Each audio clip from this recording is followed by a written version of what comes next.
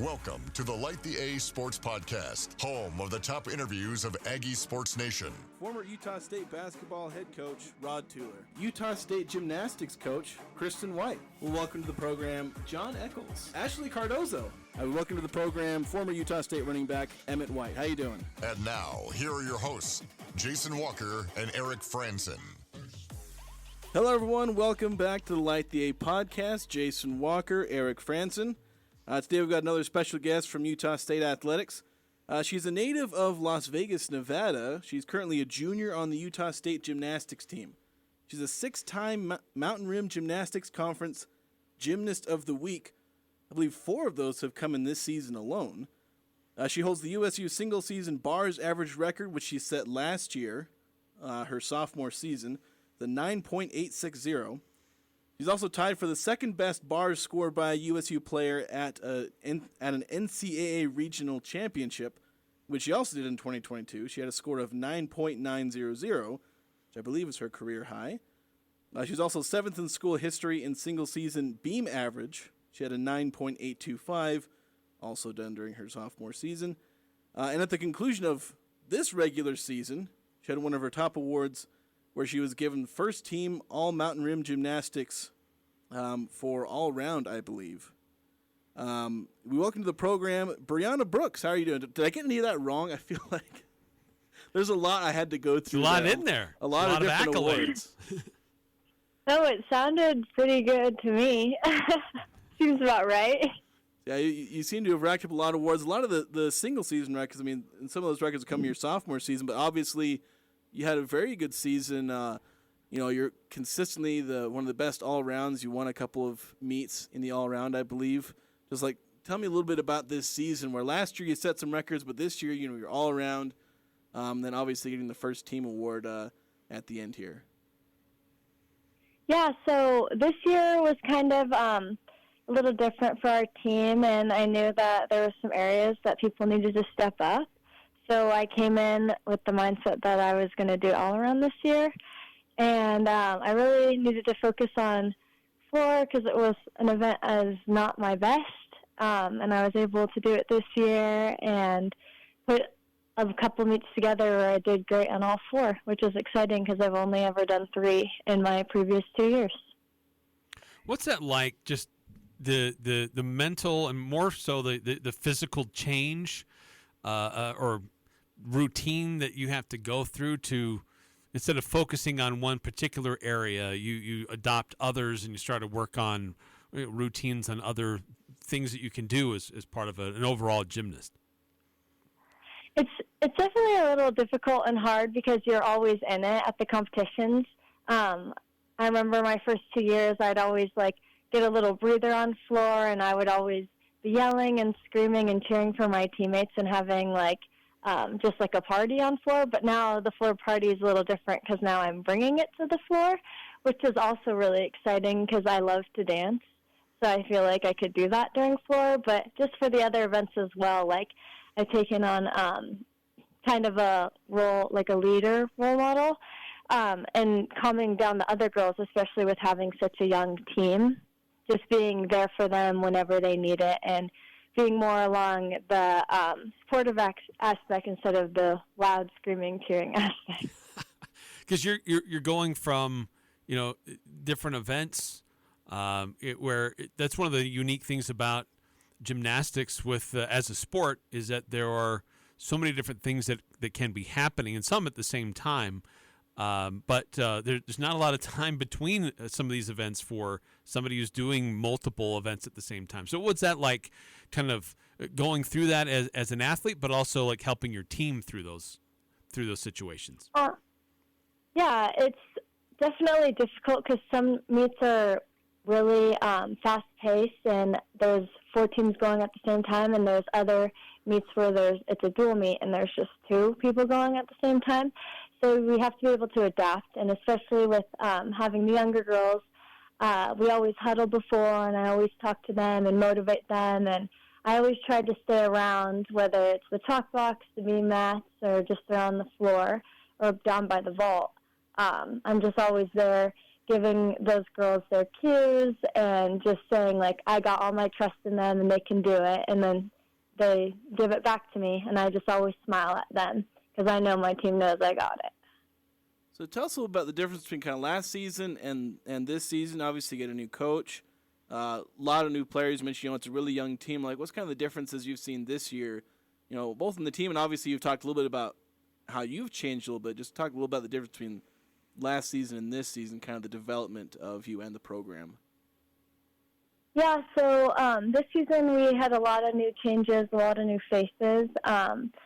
But the coaching staff is great. They want what's best for us, and they put all their time and effort in making us better and making the team better and making themselves better, which is really cool to see. And last year was a little different. We had even more girls on the team, a lot more experienced girls on the team. And this year it's like it was our building year, and building confidence was one of the big things. We had a lot of injuries to overcome and just silly things along the road. And I think next year we're all bought in and prepared for what's to come and ready to put in the work. So you've qualified individually to go on an advance to the NCAA Regional Championships, and you qualified on bars. So what's that like, just competing in different events like you've said, but being able to get a high enough score in one of those specific areas to advance? Kind of explain how that works for you. It was exciting. I think bars has always been my favorite event, and to do that was really cool. I wish our whole team was able to go this year, but we'll definitely make it next year. But in the training I've been doing this past week and a half, I've really been focusing on bars and the details, going after that, like a career high, getting that highest score I can to do my best. Because especially going from training 4 events to just training this one event, it's been really detail-oriented. So I can really focus on, okay, this is exactly what I want, this is what I need to do, and these are the routines I need to show for in Pittsburgh at regionals. So obviously this isn't the first time you've appeared in regionals. Last time you were there, you set your personal best in bars, a 9.900. Like, what does it take for you to be able to beat that and I guess improve even more? Because obviously the 9.90, that was, I think, 4th best. Or tied for 4th at that. So obviously you're competing with some of the best, where your personal best at the time was 4th best. Like, what does it take for you to be able to beat that? It's just more of that detail work. Even watching that old routine, I could see like little mistakes coming from just short casts and just tighter releases. So I've been getting in the gym, doing routines that I know are better than that, which is really exciting because I'm looking for that big score to beat my record. So I'm pretty excited about that. So I guess, when I watch, gymnastics, obviously it looks incredibly impressive, and I think I could never do that in my life for a number of reasons. But, like, what's the margin for error that's separating, a person from, like, a 10 or, maybe 9.8? Like, what's the difference between, a kind of mediocre or an elite score when, to the casual observer, it all kind of looks the same unless, you mess up the landing. That's about the only thing a casual observer can guess is whether or not the landing looks good. Yeah. There's so the judges, they're looking for handstands to be hit all the way up and vertical, but not just hit to be held.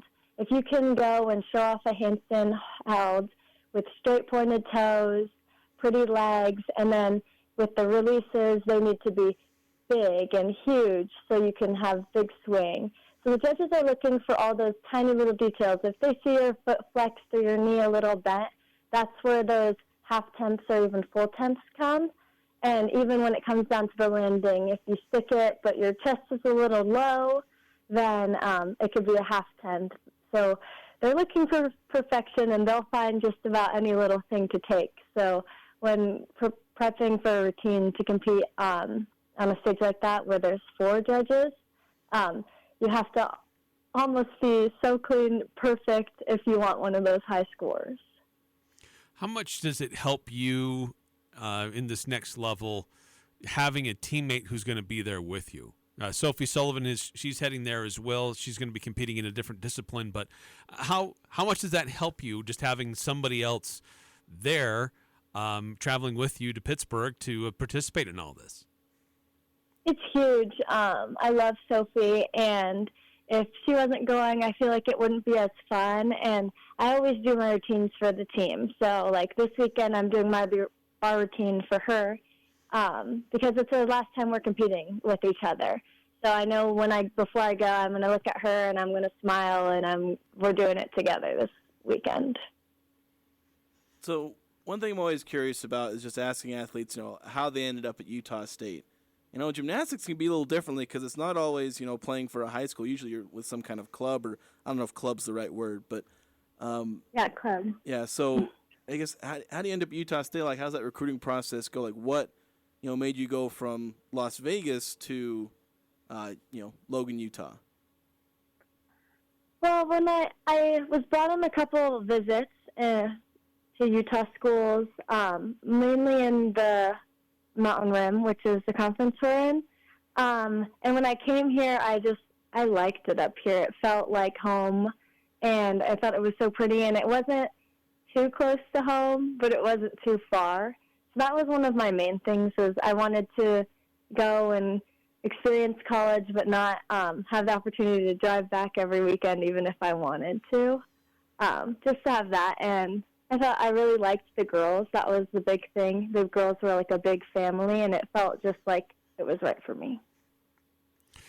When you, what's the training like? I mean, to develop the strength that you need for the speed, for the control of your body, to hold, like you talked about, holding positions when you're upside down, doing a handstand on a bar, I mean, several feet off the ground. I mean, what are some of the things that you have to do? Is it just all work on the apparatus, or are there other training that you have to do to get yourself ready? And then I know injuries can be a really tough thing in gymnastics to overcome, but what's the process like for you to try to get to your best performance of your life, really, coming up to these NCAA championships coming up, getting to that point where you are performing at your highest level? What's the training like for you to get to that point?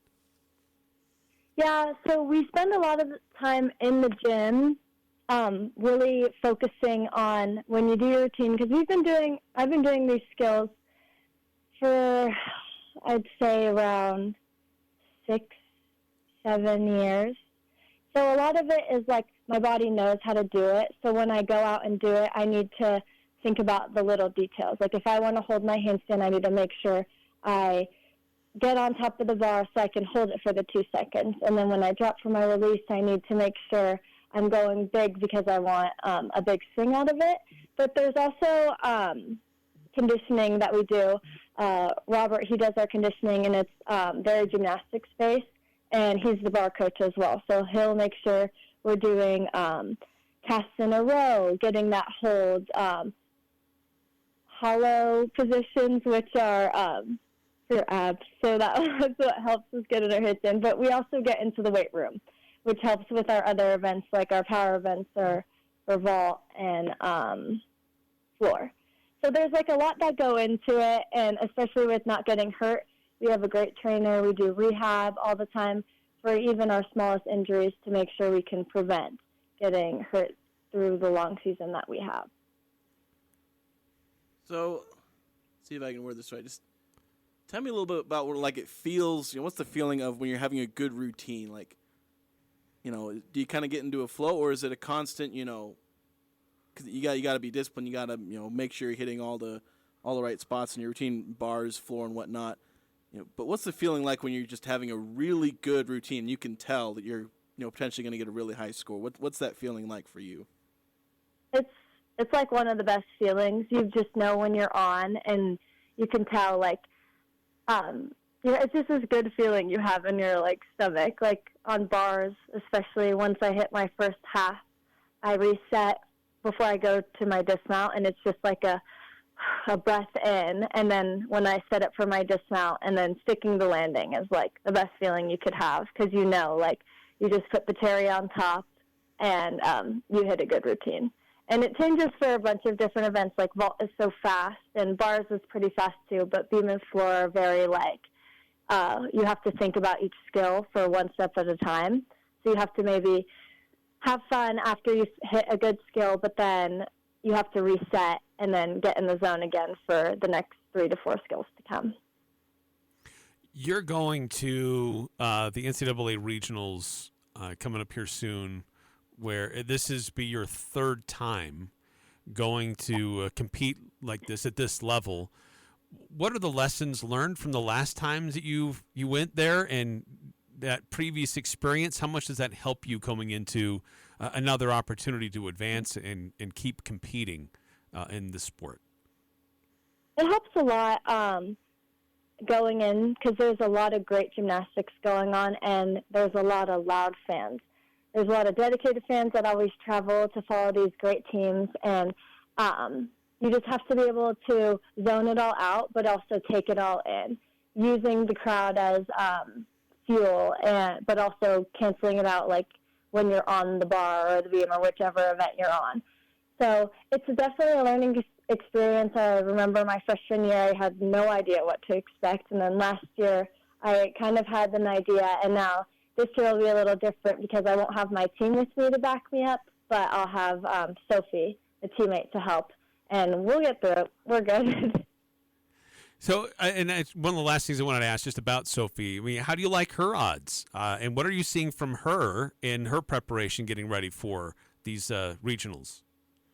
Oh, she looks great. I think she's got great odds to go big and even get like one of her career highs. So I'm really excited to see her compete, and I'll be right there screaming for her. So I'm excited. So I guess I'll just ask one more. So I guess obviously this is regional, so it's not like the ultimate championship. Like, what's the process of advancing, beyond a regional championship? Yeah. So to make it to nationals, you have to be the highest scoring person on that event. But it doesn't take into account the teams that already advanced. So from this regionals, 2 teams will go to nationals. So if the highest score on bars is a 995 and 3 people get it, but 2 people are going to nationals with their team already, then that one individual will get to go to nationals. So basically, if you get first or like tie for first, you'll get to go? Is that? Yeah. Okay. Yeah, and there's a couple tiebreakers that if there's like 2 girls who neither team is going to nationals and they got the same score, there's tiebreakers. Sometimes it's if you do the all-around, you'll go, or if you have a higher NQS, or it just depends on the situation. Well, we wish you the best. I believe I didn't see what day that regionals was on. I know it was being played in Pittsburgh. Or being done in Pittsburgh. Yeah. We're competing this Friday. This Friday. All right, well, we wish you all the best. Thank you so much for coming on. It's great to get a chance to talk to you, and wish you and the team success, both the rest of the season and next season as well. Thank you so much for having me. Yeah, safe travels and best of luck. Thank you. All right, thanks again, everyone, for listening to the Light the A podcast. We'll talk to you next time. This has been the Light the A podcast with Jason Walker and Eric Frandsen. Be sure to like the episode and share your favorite part of it. You can also find the show on Twitter at 1069 The Fan.